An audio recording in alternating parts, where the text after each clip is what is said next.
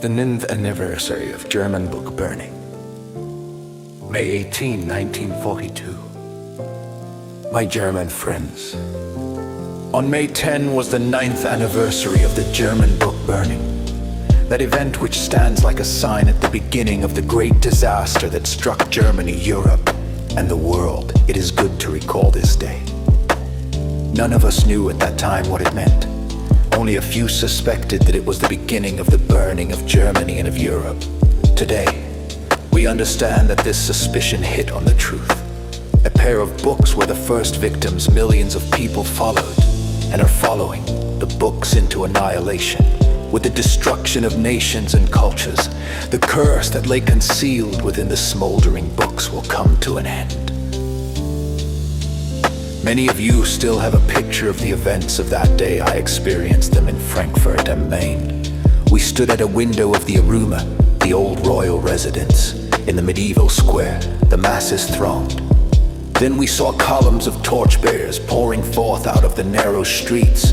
The light of the torches flickered through the darkness, reminding me of paintings from the time of the Spanish Inquisition. At the end, an ox cart lumbered across the square, loaded with the books chosen as sacrifices. The pastor of students climbed onto the cart, delivered the speech of condemnation, and threw the first book into the flames. Hundreds followed. Time had run backward about 200 years. Book burnings are as old as books. In the letters and sentences of a book, an explosive can lie hidden that destroys a world, and a spiritual force can be locked up within it that constructs a new world. For this reason, tyrants are enemies of books. Behind the furrowed faces of thinkers, they smell the spirit of rebellion. For tyranny cannot withstand thought. It is built on lie and pretense and will be exposed as lie by thought. A period of time is given to the pretense, but when this interval has elapsed, the thought returns and the book becomes alive.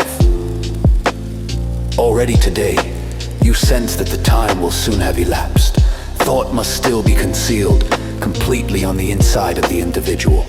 But of course, thought cannot obtain a body in this way. It remains a spirit that has lost its way. Only when it has become word and letter has it become full reality.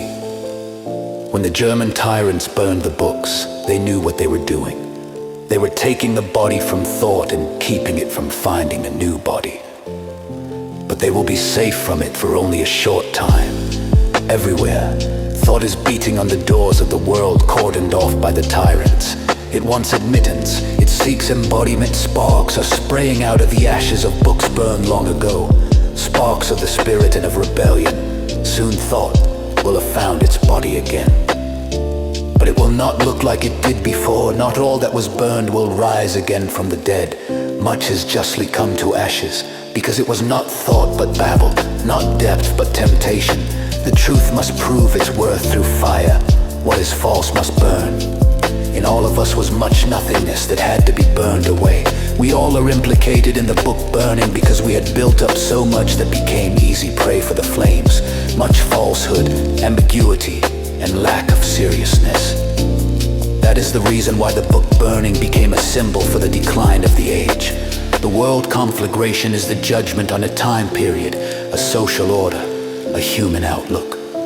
For that reason, when we fight against the authors of book pyres, that does not mean that we are fighting for that which was before.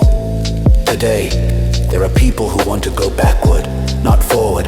They have not understood what the ordeal by fire of the present age means. They don't know that the way through the fire is the way of the spirit, that which was reckoned to be evil by those who did the burning became a blessing for many who were victims of the burning. For them, it became the fire of rebirth. Can we comprehend the book burning and the conflagration of the world in this way? Can we comprehend it as rebirth, as a new world in the making, for which even the book burners were instruments contrary to their knowledge and will? They wanted to repress thought, truth, and criticism. They wanted to wipe it out, but they only strengthened it because they wiped out what could not withstand the fire and harden what is lasting and indestructible. It is in this sense that we look back on that sinister event. It was one victory over the spirit, which was followed by many further victories. But in this victory, the victor created the weapon that will bring him down. The thoughts refined by fire, the will steel hardened by tribulation.